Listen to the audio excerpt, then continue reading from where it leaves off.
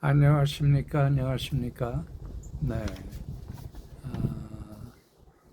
거운 한 달 가까이 되는 그런 시간을 보내고 다시 멤버들을 찾아뵙습니다. 오늘 강의 내용은 굉장히 중요한 거예요. 요즘 아주 현대의학에서는 감히 치유할 수 없는 그러한 종류의 질환, 사암침도 되게 오래 걸리는 그러한 질환들, 그런 거에 대해서 말씀드리도록 하겠습니다. 우리 인체 내에 있는 병변을 일으키는 베타 아밀로이드라는 것은 우리 몸에서 자연스럽게 생성되는 단백질 조각이지만 특정 이유로 인해서 비정상적으로 뭉쳐지기 시작하면 뇌와 신체, 육장육부의 독성 물질로 작용하게 되죠. 그래서 이런 독성 물질의 작용이 뇌와 신경계, 우리 몸의 근육계, 육장육부의 쓰레기로 남게 됩니다. 그래서 신경계, 혈관계, 근육계를 그야말로 엉망진창으로 만들어버리는 각종 난치성이라고 현대의학에서 불려지는 병변이 발생하게 됩니다. 그 병증들은 자가 면역 질환, 제가 많이 말씀드렸죠. 그런 것들에 대해서 짚어보기로 하겠습니다. 그럼 첫째로 알츠하이머 병, 베타 아밀로이드와 가장 관계가 깊은 연관이 있는 이 디멘시아, 라틴어로 디멘시아라는 뇌세포 사이에 이 단백질이 응집되어 플라그를 형성하면 신경세포들의 통신이 단절되어 끊겨버리고 결국 세포가 사멸하게 됩니다. 그 주요 증상들을 예로 들면 첫째, 단기 기억 상실, 방금 나눈 대화나 약속을 금세 새까맣게 잊어버리는 그런 현상. 두 번째, 진압력이라고도 하는 시간, 장소, 사람에 대한 상황, 그런 인식 능력의 결여를 말하는데 날짜, 그리고 내가 지금 차를 끌고 나오는데 어디 있는지 난 몰라. 갑자기 나의 현재 위치, 그리고 마주 대하는 사람이 누구인지 올바르게 인지하는 정신적 기능이 아주 급격히 쇠퇴되어 나타난다. 그 다음에 세 번째로 증상, 언어장애. 아이고 이거 바람이 부는데 초봄 하늘이 좋아서 이렇게 하늘을 찍어봤습니다. 그리고 세 번째, 언어장애. 적절한 단어가 떠오르지 않아서 말할 문장을 얼버무린다.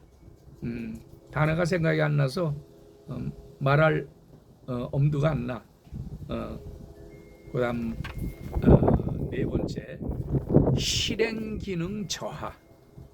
익숙한 행동이나 지식들을 잊거나 잘 사용하던 다소 복잡한 기기, 그러한 사용을 하기 어려워한다. 그러니까 뭐 노래방, 뭐 앰프, 그리고 뭐 VCR 이런 거, 컴퓨터 이런 것들을 평상시에 잘 했는데 갑자기 어떻게 하는지 몰라. 이러한 상황, 그것이 실행기능 저하다.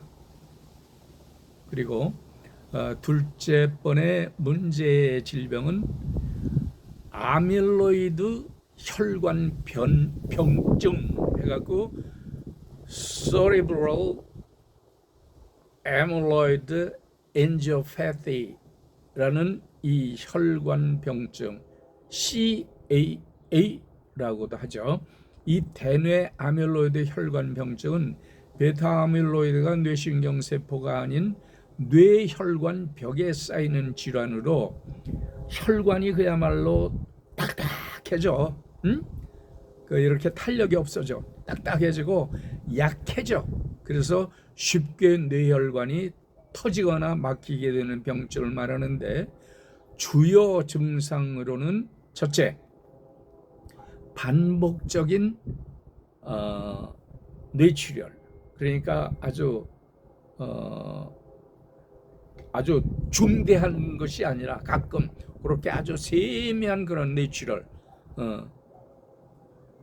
특별한 외상이 없이 뇌에 작은 출혈을 발생하게 될 때, 그리고 두 번째, 인지 기능의 계단식 저하. 그러니까 출혈이 발생하게 되면은 그 소소한 뇌출혈이 발생할 때마다 인지 기능이 계단에서 뛰어내리듯이 뚝뚝뚝 떨어지는 그러한 증상. 그리고 세 번째 증상으로는 발작 및 두통, 뇌압 상승이나 자극으로 인해서 발생하게 된다. 그리고 이제 우리가 많이 들어본 황반변성이라는 그런 상황이 또 벌어지죠. 황반변성이라는 macular degeneration 이라고도 하죠. 그래서 MD로 표기가 되기도 하는데, 주로 노년층이나 그런 상황에서 발생하는 시력 상실의 주범이라고 부르는데, 이것은 눈의 망막의 중심 부인 황반 아래에 드루젠이라는 노폐물이 쌓이는데, 여기에 베타 아밀로이드 성분이 포함되어 있다는 연구 결과가 많으므로 이 노인성 황반변성도 베타 아밀로이드가 주범이다. 주범. 이 베타 아밀로이드로 인해 갖고 발생하는 병증들이 또 거기에다가 자가 면역 질환까지 이렇게 이제 뒤에 나오지만, 합쳐져서 이게 인체 내에 발생하면은 걷잡을 수가 없어. 이제 뒤에 나와요. 그 주요 증상으로는 황반병성에 어떠한 증상이 있나 한번 살펴보도록 하죠. 1번, 시야가 왜곡이 돼. 그러니까 이렇게 보면은 직선 그런 것들이 굽어 보여. 그리고 사물이 찌그러져 보여. 그런 게 첫 번째고, 두 번째 중심 시력 상실이 있는데, 뭘 이렇게 딱 보면은 그 주위는 잘 보이는데 중심 세력이 뿌옇거나 까맣거나 이런 상황으로 보여져서 중심 부위가 전혀 보이지 않는다. 이러한 증상들이 나타나는데, 이 흉악무도한 베타 아밀로이드 축적에 의한 증상들을 인지적, 신체적, 정신적으로 그 징후를 보면은, 인지적 초기 징후는 사소한 건망증, 집중력 저하로 나타나고, 중기 이후 징후는 성격이 변화가 돼. 판단력을 상실해. 그리고 이리저리 배워야 하게 돼. 왔다 갔다 쓸데없이. 그럼 그 다음에 신체적 초기 징후는 수면 장애가 생겨. 그래서 불면증. 불면증이 심해지면 낮에도 피로감이 오고 얼떨떨하고 머릿속이 뿌얘지고, 중기 이후는 보행장애, 연하곤란 이런 것들이 나타나죠. 연하곤란은 아시죠? 뭘 삼키지 못해. 물도 못 삼켜. 음식도 못 삼키고. 그 다음에 마지막 정서적 초기 징후는 무력감, 우울, 불안 등으로 나타나며 중기 이후는 공격성, 환각, 망상 등으로 징후가 발생하게 됩니다. 그러면 여기서 베타 아밀로이드와 흔히 의학계의 뜨거운 감자로 논의되는 이제 조금 전에 말씀드린 자가 면역 질환과의 상관관계는 현대 의학에서도 불꽃 튀는 주제, 뜨거운 감자가 된다 이거야. 과거에는 베타 아밀로이드를 단순 노폐물로 봐왔지만은 최근의 연구에 의하면 이 단백질 베타 아밀로이드가 우리 몸의 면역 체계와 밀접하게 상호작용을 한다는 사실을 밝혀내고 있는데, 이 주요 상호관계의 세 가지 핵심의 관점에 대해 알아보도록 하겠습니다. 첫째, 베타 아밀로이드의 항균 펩타이드, 그러니까 천연 항생제 역할을 하는 그 가설. 최근 의학계에서는, 현대 의학계에서는 베타 아밀로이드가 본래 외부 바이러스나 박테리아로부터 뇌를 보호하려는 천연 항생제로서의 역할을 한다는 가설, 그 기전은 뇌에 침투한 병균을 가두기 위해 베타 아밀로이드가 그물처럼 엉겨붙어 그래서 방어막을 형성한다는 기전인데, 그리고 또 그 문제점으로는 면역 체계가 과도하게 반응하든지 변별력을 잃으면, 그러니까 또라이가 되는 거야. 쉬운 표현으로 또라이가 돼버려. 그러면 적 바이러스뿐 아니라 우리 인체의 정상 세포까지 공격하게 되는데, 이것을 일컬어 자가 면역 반응의 시작점이 되어 각종 자가 면역 질환으로 난리가 인체 내에 일어나게 되는 것입니다. 둘째로, 미세 악효세포라고 들어보셨죠? 한의사분이나 이런 의학 공부하는 사람들은 많이 들어봤을 텐데, 마이크로글리아라는 그 미세 악효세포의 폭주, 우리 뇌 속에는 미세 악효세포라는 전담 면역세포가 있는데, 정상적인 상태에서는 베타 아밀로이드를 먹어치우는 청소 역할을 하죠. 염증의 악순환이 되면, 즉 베타 아밀로이드가 너무 많이 체내에 쌓이게 되면 미세 악효세포 마이크로글리아가 이를 처리하려다가 지쳐서 나가 자빠져요. 즉, 아이고 나 못 살겠다. 나 이거 너무 많이 이렇게 날 공격해갖고 날 잡아먹어라 차라리. 이런 식이 되는 거죠. 이때 세포들은 다량의 염증 유발 물질, 이게 뭐야? 사이토카인이야. 이것을 방출하는데, 자가 면역적 특성, 이 과정에서 발생된 만성 염증이 뇌의 자가 면역 반응을 촉발하여 면역세포가 정상적인 신경세포를 적군으로 인식하여 공격하는 그런 비극의 상황이 빚어지게 된다 이거죠. 셋째, 전신 자가 면역 질환과의 연결고리를 한번 보자 이거죠. 뇌 밖에서 일어나는 자가 면역 질환이 베타 아밀로이드 축적을 가속화시키기도 합니다. 가속화시킨대. 혈액 뇌 장벽. 내가 언제가 한번 여기 동영상 얘기하면서 BBB라고 얘기한 기억이 나는데, 그 혈액과 뇌 장벽, blood-brain barrier라고 얘기하면 기억나시는 분들이 있을 거예요. 그 손상, 류마티스 관절염이나 루푸스 같은 전신 자가 면역 질환이 있으면 몸속의 염증 수치가 높아지게 되죠. 이 염증 물질들이 뇌를 보호하는 장벽을 무너뜨려 악화시키게 됩니다. 장이나 뇌나 마찬가지야. 이 베타 아밀로이드가 많이 축적이 되어 버리면 녹여버려. 그 장벽을 녹여버려.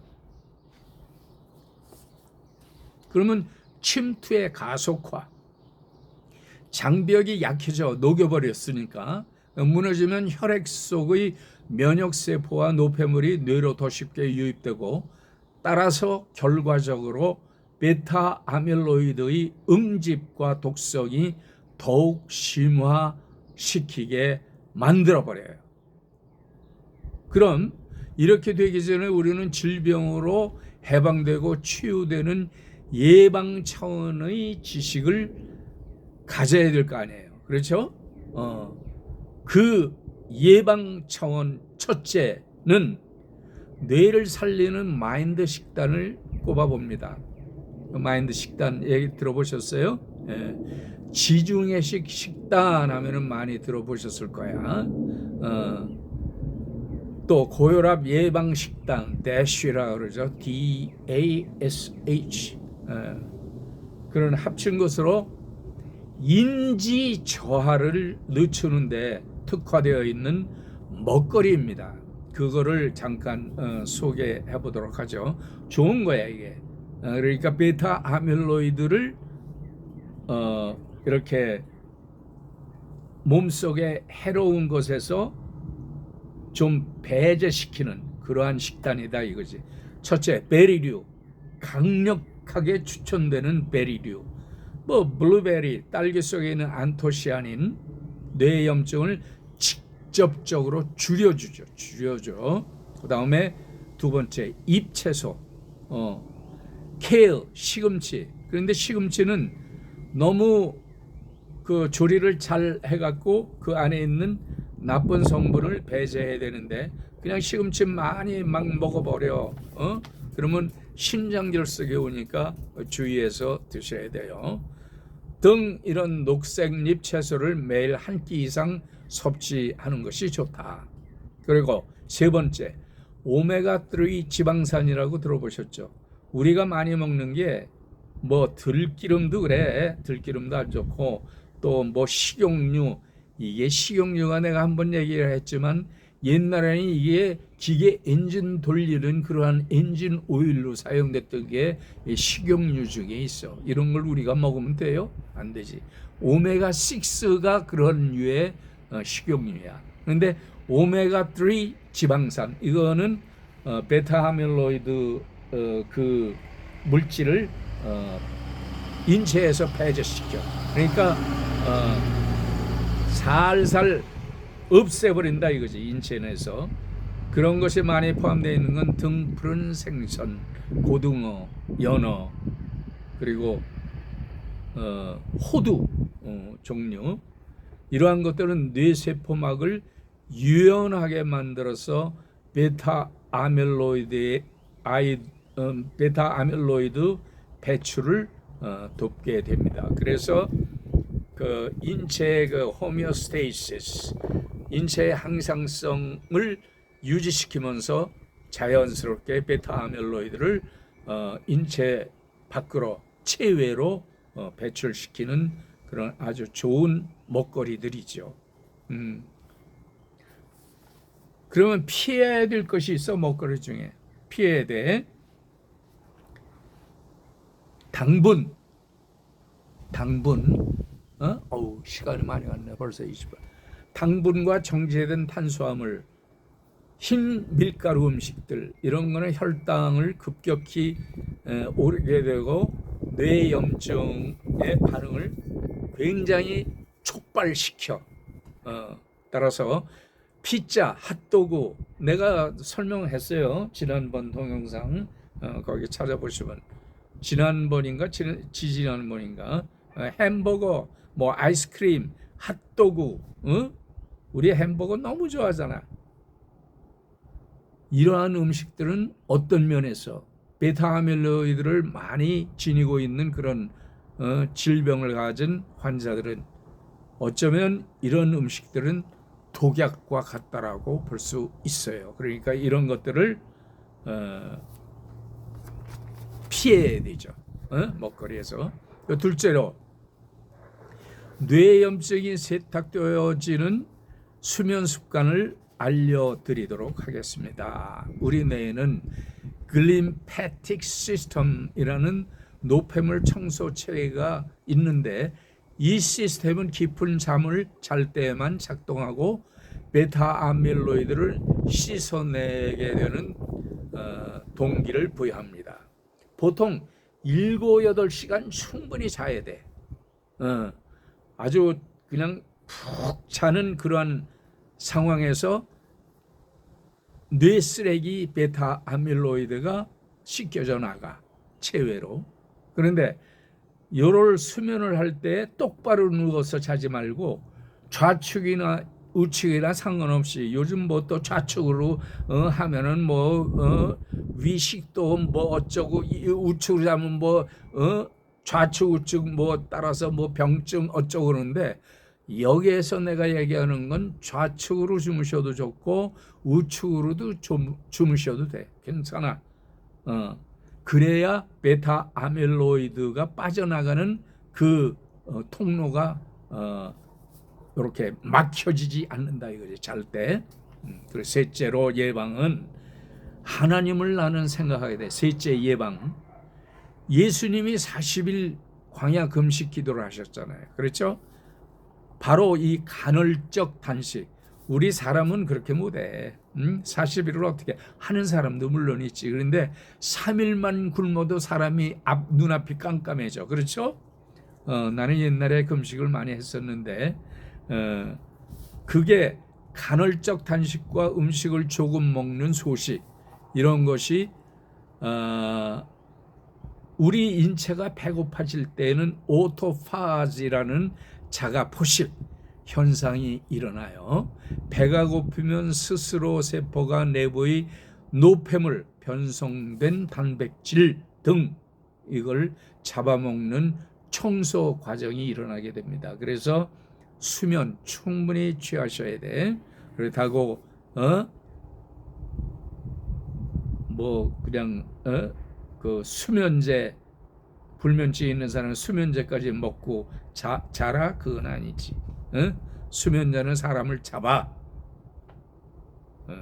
넷째로 유산소 운동은 천연 항염제로서 운동은 뇌에서 BDNF라 하여 뇌율의 신경 영양인자라는 물질을 분비하게 됩니다. 따라서 효과는 신경세포의 성장을 돕고 미세 악유세포가 공격 모드에서 청소 모드로 전환되도록 유도하며 추천은 유산소 운동, 시간은 하루 한 30분 정도, 약간 숨이 찰 정도의 빠른 걸음도 좋아요. 근데 집안에서 뭐 할 수 있는 그런 운동, 터가 있는 사람들은 터를 가꾸기 위해서 흙도 파고 이렇게 움직이는, 나이 들었다고 소파 카우치에만 앉아 있으면 병을 또 조장시키게 됩니다. 그래서 한 30분 정도의 격렬한 유산소 운동 좋습니다. 그러면 이러한 치료가 어려운 질병을 어떻게 사음침 자기력 요법으로 접근할 수 있으며 대장정격으로는 어떤 치료 효과를 누릴 수 있나, 이것이 내가 오늘 강의하는 중요 강의 요점이 될 수 있습니다. 자, 현대의학에서는 언급되고 임상에 적용되듯이 장과 뇌축을 생각해 봅니다. 현대인의 난치병, 치매, 자가면역 질환 이런 것은 대개 허혈, 염증과 독소 축적으로 볼 수 있죠.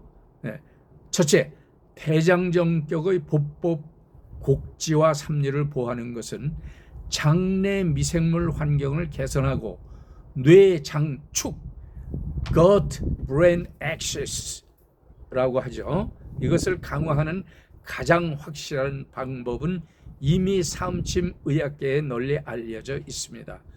대장정격의 보법, 곡지와 삼리.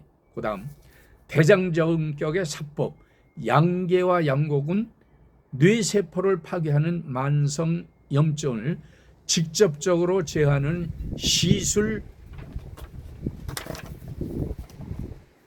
시술법인데, 따라서 대장정격은 청소 기능과 냉각 기능을 극대화하는 처방으로서 베타 아밀로이드라는 뇌의 쓰레기, 몸의 쓰레기, 신경의 쓰레기, 장의 쓰레기, 또 자가 면역이라는 내 몸에 불을 끄게 되는 삼리곡지보와 양곡 양계 사하는 방식은 임상적으로 벌써 오래 발표된 매우 훌륭한 시술인 것을 알아야 됩니다.